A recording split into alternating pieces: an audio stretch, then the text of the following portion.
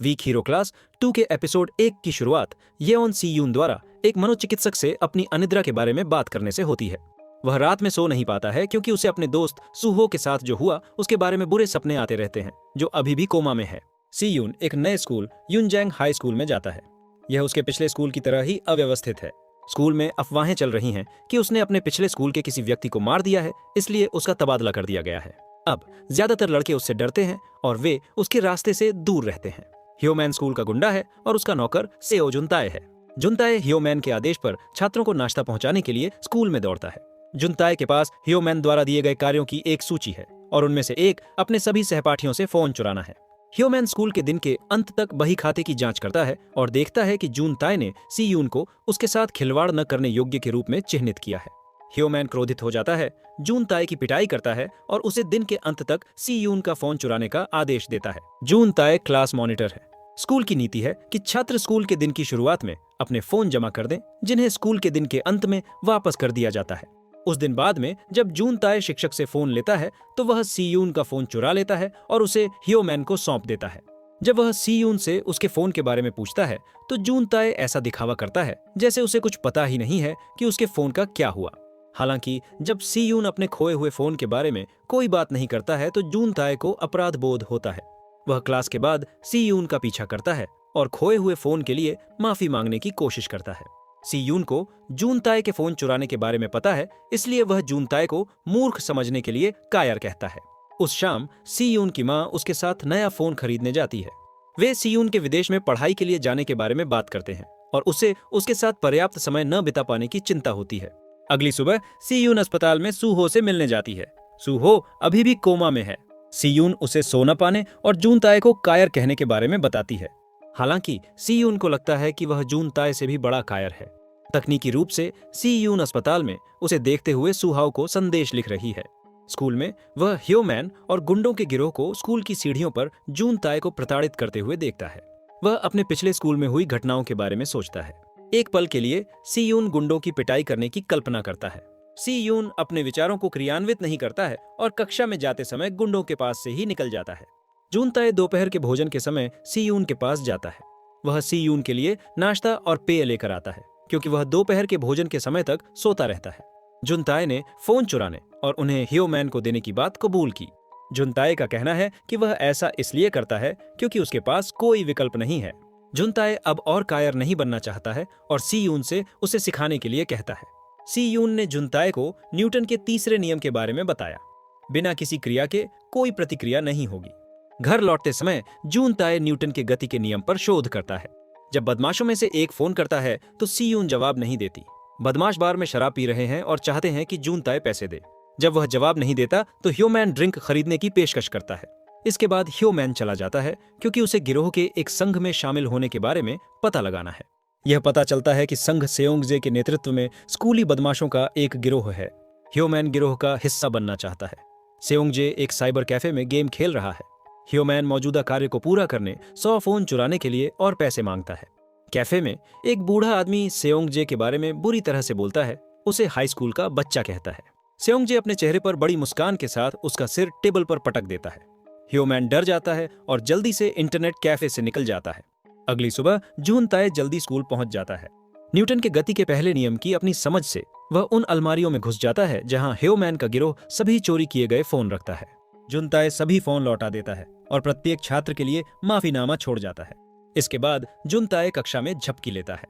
जब सी यून बाद में स्कूल पहुंचता है तो वह छात्रों को जुनताए द्वारा सभी फोन लौटाने के बारे में बात करते हुए सुनता है। वे ह्योमैन की प्रतिक्रिया के बारे में भी चिंता करते हैं जब उन्हें पता चलता है कि जुनताए ने सभी फोन लौटा दिए हैं और वे उसके बारे में चिंता करते हैं। जुनताए द्वारा फोन लौटाने के बारे में जानने के बाद ह्योमैन गुस्से में अपनी कक्षा में चला जाता है।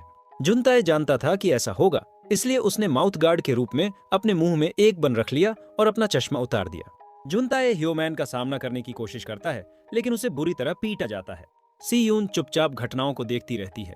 इन सब बातों के कारण सी यून को सुहो की याद आती है। उसे याद आता है कि पहली बार सुहो ने उसे एक आदमी को कुर्सी से मारने से रोका था।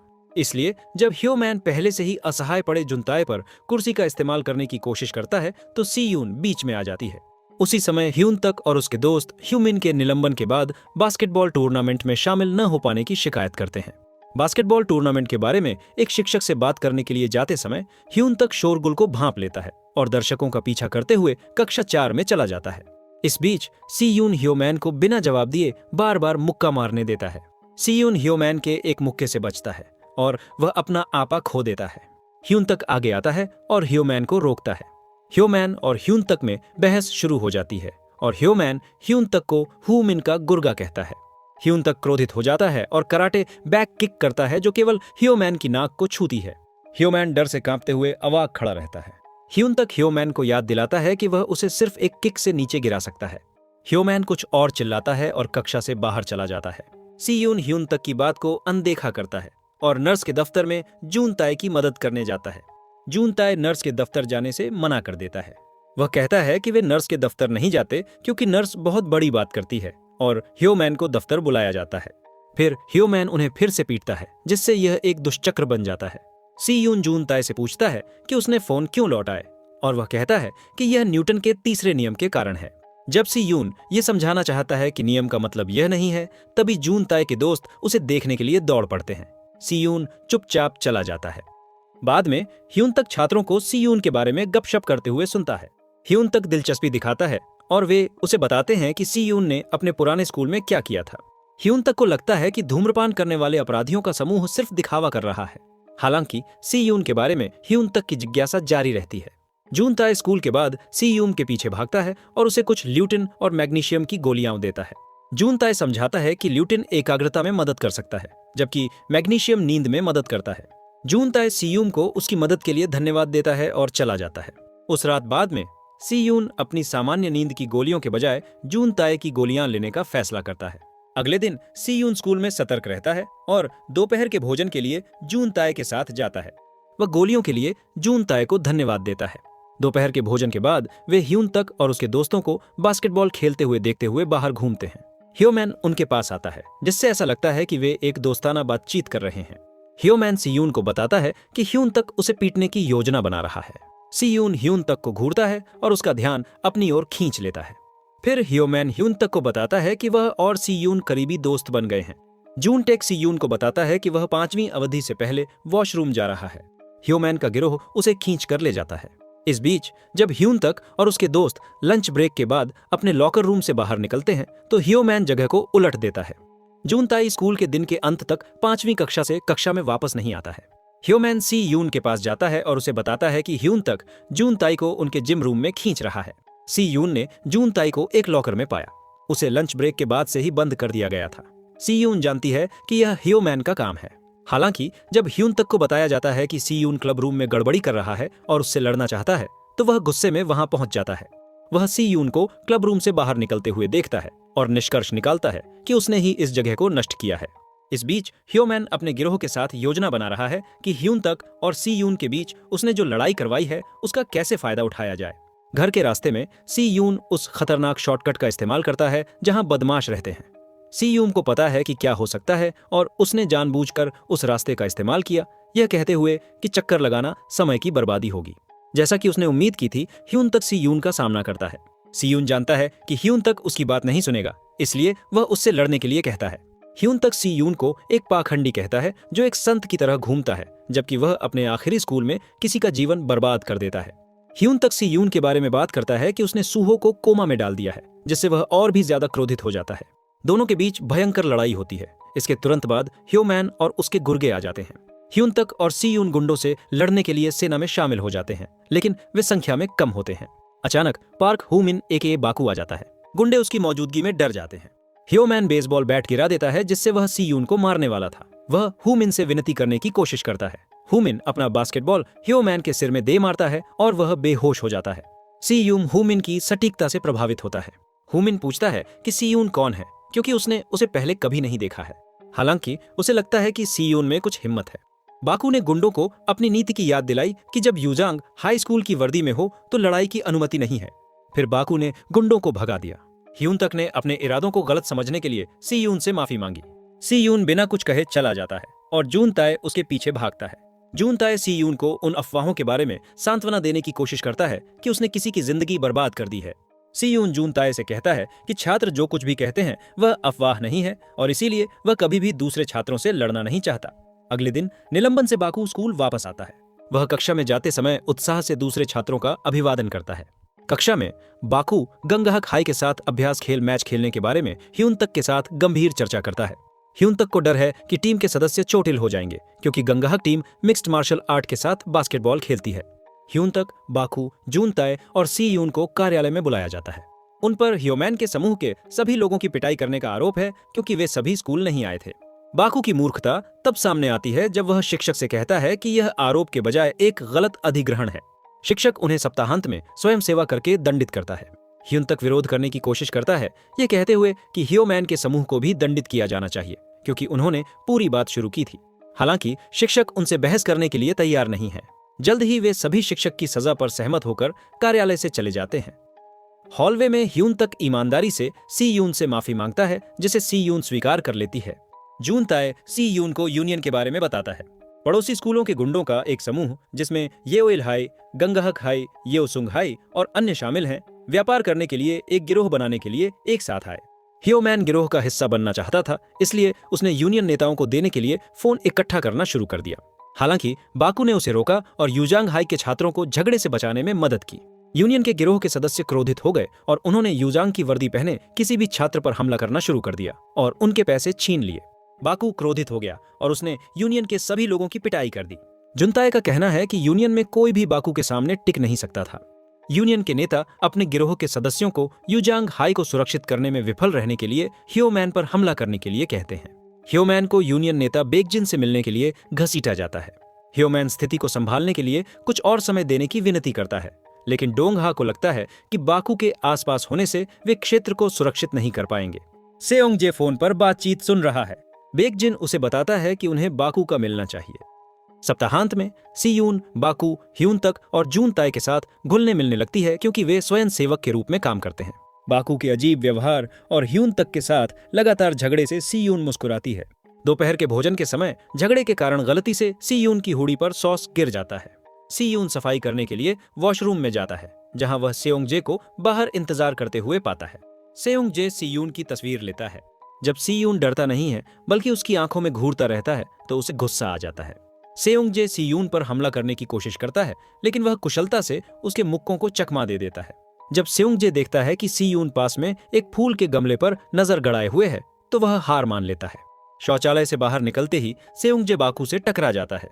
वह कहता है कि बाकू और बेकजिन को सुलह कर लेनी चाहिए ताकि वह उनके नाप्रेमी झगड़ों में न फंस जाए।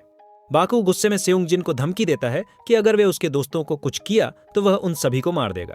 चेहरे पर एक बड़ी मुस्कान के साथ सेओंगजिन चला जाता है।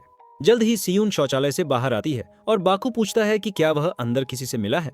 सीयून पूछता है कि क्यों, लेकिन बाकू उसे टाल देता है। इसके बाद हमें बेकजिन के बारे में कुछ और जानकारी दिखाई जाती है। वह योइल हाई में अव्वल छात्र है और उसे स्कूल असेंबली में एक अकादमिक पुरस्कार मिलता है। स्व अध्ययन के दौरान जब वह कुछ गणित के सवालों को हल करने की कोशिश करता है तो उसके खाते में पैसे आते रहते हैं। बाद में उसे सेओंगमोक से एक कॉल आती है जो उसे बताती है कि सारा पैसा जमा हो गया है। सेओंगमोक बेकजिन को यह भी बताता है कि ह्योमैन ने मिलने के लिए कहा है। बेकजिन मिलने की जगह पर जाता है। ह्योमैन अपने गुर्गों के साथ बेकजिन पर घात लगाने के लिए तैयार आता है। उन्हें लगता है कि बेकजिन एक लड़ाकू नहीं है क्योंकि वह एक बेहतरीन छात्र है। ह्योमैन को भी आश्चर्य होता है कि वह गिरोह का नेता कैसे बन गया। बेकजिन सभी गुंडों को पीटकर यह साबित करता है कि उसे बेवकूफ नहीं बनाया जा सकता। स्वेच्छा से काम करने के बाद ह्यूनतक और जून ताए बाकू के साथ उसके पिता के रेस्तरां में चिकन खाने जाते हैं। इस बीच सीयून अस्पताल में अपने दोस्त सूहो से मिलने जाता है। बाकू उसे यह पूछने के लिए कॉल करता है कि क्या वह सुरक्षित घर पहुंच गया है, क्योंकि उसे चिंता थी कि सेओंगजे उसका पीछा कर रही है। सीयून कहता है कि वह सुरक्षित घर पहुंच गया है। सीयून सूहो को एक संदेश लिखता है, जैसा कि वह हर बार अपने दिन के बारे में अपडेट करने के लिए करता है। तभी सेओंगजे सूहो के कमरे के बाहर दिखाई देता है। सीयून गुस्से में है, खासकर जब सेओंगजे इस बारे में बात करता है कि कैसे सीयून ने सूहो को कोमा में डाल दिया। सेओंगजे ने सहजता से सीयून से बाहर आने के लिए कहा। उसने कहा कि सीयून उस तरह का बच्चा है जिसे वह पीटना पसंद करता है। सेओंगजे नहीं चाहता कि वे सूहो की नींद में खलल डालें। उसके बाद सीयून फिर सेओंगजे का पीछा करता है। सेओंगजे सीयून को बॉलिंग एली तक ले जाता है और उसे बेकजिन के ऑफिस में ले जाता है। बेकजिन ऊपर भी नहीं देखता और सीयून से इंतजार करने के लिए कहता है। हालांकि सीयून बात करने के लिए नहीं बल्कि उन्हें चेतावनी देने के लिए यहाँ है। सी यून बेकजिन को चेतावनी देता है कि वह अपने लोगों को कभी भी सूहो के आसपास न आने दे, नहीं तो वह उन सभी को मार देगा। इसके बाद सी यून बेकजिन की गणित के एक सवाल को हल करने में मदद करता है, जिसे हल करने में वह संघर्ष कर रहा था। फिर वह जाने के लिए मुड़ता है। बेकजिन बहस नहीं करता, बल्कि सी यून से अपनी बात रखने और बाकू के आसपास घूमना बंद करने के लिए कहता है। बेकजिन अपने कुछ लड़कों को बाकू के पिता के साथ खिलवाड़ करने के लिए भेजता है। उस रात बाद में बाकू को एक पड़ोसी का फोन आता है, जिसमें उसे अपने पिता को शांत करने के लिए जल्दी से रेस्टोरेंट जाने के लिए कहा जाता है। बेकजिन द्वारा भेजे गए लड़कों ने बाकू के पिता के रेस्तरां में शराब खरीदने के लिए नकली पहचान पत्र का इस्तेमाल किया। फिर उन्होंने पुलिस को फोन किया, दावा किया कि बाकू के पिता नाबालिगों को शराब बेचते हैं। फिर बेकजिन ने बाकू को फोन किया, उसे एक पता भेजा और अगले दिन मिलने के लिए कहा। अगले दिन सी यून ने बाकू से कहा कि वह अब उनके साथ नहीं रहना चाहता। वह अकेला रहना पसंद करता है और बाकू और बेकजिन के बीच संघर्ष में नहीं पड़ना चाहता। स्कूल के दिन के अंत में सी यून बाकी सभी से पहले क्रैम स्कूल जाने के लिए निकल जाता है। बाकू भी झूठ बोलकर खुद को माफ करता है कि उसकी डेट है, लेकिन वह बेकजिन से मिलने जा रहा है। इस बीच सेयोंगजे और यूनियन गैंग के एक समूह को ह्यून तक, जुनताए और सी यून का शिकार करने का काम सौंपा जाता है। सी यून गंगाहक हाई के एक समूह से मिलता है, लेकिन वे उसे जाने देते हैं क्योंकि बेकजिन ने कहा था कि उसे अकेला छोड़ दिया जाए। जुनताए और ह्यून तक सेयोंगजे के नेतृत्व वाले गंगाहक हाई गिरोह से आमने सामने हो जाते हैं। ह्यून तक जुनताए को भागने का मौका देता है। 2 लड़के उसका पीछा करते हैं, जबकि सेयोंगजे और एक अन्य लड़का ह्यून तक से निपटते हैं। जुनताए अपने पीछा करने वालों से इतनी देर तक बच निकलने में कामयाब हो जाता है कि वह सी यून को कॉल कर सके। हालांकि सी यून के साथ कॉल पर बात करते समय उसके पीछा करने वाले उसे पकड़ लेते हैं। हालांकि जुनताए सी यून को दूर रहने के लिए कहता है, लेकिन सी यून फिर भी उसकी मदद के लिए वापस भागता है। इस बीच बाकू बॉलिंग एली में पहुंच जाता है। यूनियन के सदस्यों का एक समूह उसे नीचे रोकने की कोशिश करता है, लेकिन वह जल्दी से उन्हें डराकर बेकजिन के कार्यालय का रास्ता पता करने में कामयाब हो जाता है। बेकजिन जोर देता है कि बाकू को यूनियन में शामिल हो जाना चाहिए। वह कहता है कि स्नातक होने के बाद वह इसे एक आकर्षक व्यवसाय में बदलने की योजना बना रहा है। बाकू ने बेकजिन को बेवकूफ कहा और कहा कि वह कभी उसके गिरोह में शामिल नहीं होगा। बेकजिन ने बाकू को याद दिलाया कि वह बेवकूफ है और बाकू को एहसास हुआ कि मीटिंग सिर्फ उसे बहकाने के लिए थी ताकि गिरोह ह्यून तक पहुंच सके। बाकू बेकजिन को पीटना चाहता है, लेकिन वह ऐसा नहीं करता। बाहर निकलते समय यूनियन गिरोह के सदस्यों का एक समूह बाकू को रोकने की कोशिश करता है, लेकिन वे उसका मुकाबला नहीं कर पाते। बेकजिन दफ्तर से निकल जाता है और बाकू को जाने देता है। हालांकि बाकू कहता है कि भ्रमित न हो, यह वह बाकू ही है जिसने सभी यूनियन सदस्यों को नहीं मारने का फैसला किया, न कि बेकजिन ने उसे जाने दिया। बाकू ह्यून तक को बचाने के लिए दौड़ने की कोशिश करता है। इस बीच सेयोंगजे ह्यून तक की पिटाई करने में व्यस्त है, जबकि गिरोह के दूसरे सदस्य लड़ाई का लाइव प्रसारण कर रहे हैं। जुनताए असहाय होकर किनारे पर खड़ी देखती रहती है। सी यून को कुछ लड़कों से लड़ाई का स्थान पता चलता है, जिनके पास से वह गुजरता है और उन्हें इस बारे में बात करते हुए सुनता है। वह छत पर भागता है, ठीक उसी समय जब सेयोंगजे पिटे हुए ह्यून तक और जुनताए की जीत की तस्वीर लेने के लिए तैयार होती है। सी यून बिना समय बर्बाद किए सेयोंगजे के पीछे जाता है। दोनों के बीच गंभीर लड़ाई होती है। हालांकि सेयोंगजे सी यून से बेहतर मुक्का मार सकता है, लेकिन सी यून अपने हमलों में निर्दयी है। उसका लक्ष्य सेयोंगजे को अक्षम करना है और वह सेयोंगजे के चश्मे का उपयोग करके ऐसा करता है। सी यून सेयोंगजे के चश्मे के फ्रेम का उपयोग करके सेयोंगजे के पैर पर वार करता है। लड़ाई जारी रहती है और सेयोंगजे उत्साहित दिखाई देता है। चाहे वह सी यून को कितनी भी जोर से पीट ले, वह उठता रहता है और उसकी निगाह में कभी भी डर नहीं दिखता।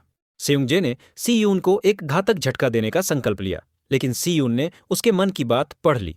वह सेयोंगजे से पहले ही हमला कर देता है और वे दोनों थककर जमीन पर गिर जाते हैं। दूर से सायरन की आवाज सुनाई देती है। तभी बाकू छत पर आता है। वह सी यून को देखने के लिए दौड़ता है, जो उसे सूहो समझ लेती है। सी यून सूहो को बताता है कि वह फिर से लड़ाई में उलझ गया है और माफी मांगता है और फिर बेहोश हो जाता है।